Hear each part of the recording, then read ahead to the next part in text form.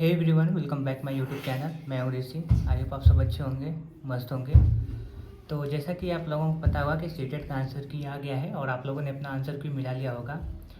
तो काफ़ी लोगों को डर है कि उनका जिनका भी 1-2 नंबर कम है तो उनका अगर नंबर बढ़ सकता है या नहीं, ऐसे काफ़ी लोगों को लग रहा है।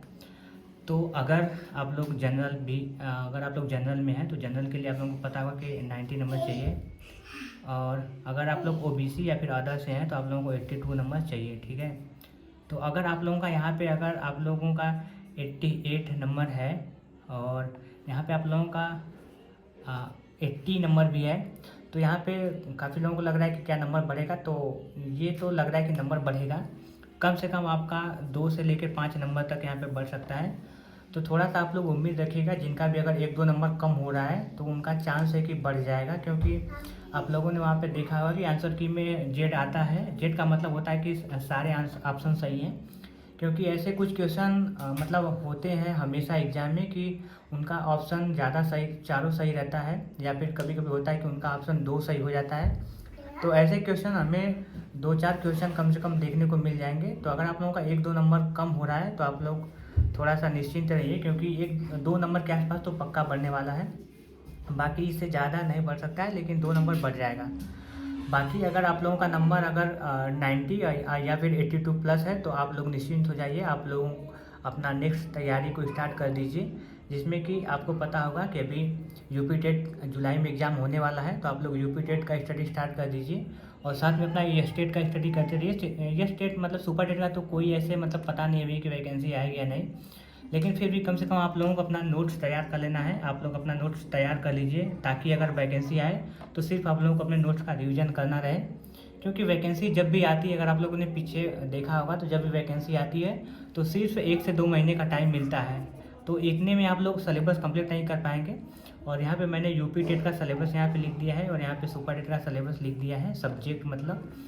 तो सी टेट का आप लोग अगर यूपी टेट का तैयारी करते हैं, अगर आप लोगों का सी टेट का नहीं हुआ है, अगर आपका स्कोर अच्छा नहीं है, तो आप लोगों को यूपी टेट का पहले तैयारी करना चाहिए।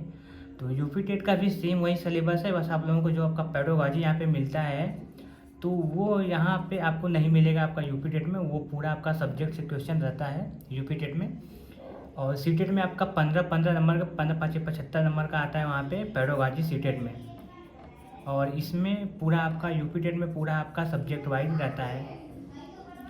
तो इसलिए आपको यूपी टेट की तैयारी करना है। और यहाँ पे आप लोग देखेंगे तो यूपी टेट का आपका 50% सिलेबस पूरा ये सुपर टेट से मिलता है। तो आप लोग यूपी टेट की तैयारी कर रहे हैं तो समझ लीजिए कि आप लोगों का सुपर टेट की भी तैयारी हो रही है। बाद में आप यूपी टेट करने के बाद फिर सुपर टेट में कुछ ही सब्जेक्ट मतलब कि 50% सिलेबस और आपको करना रहेगा।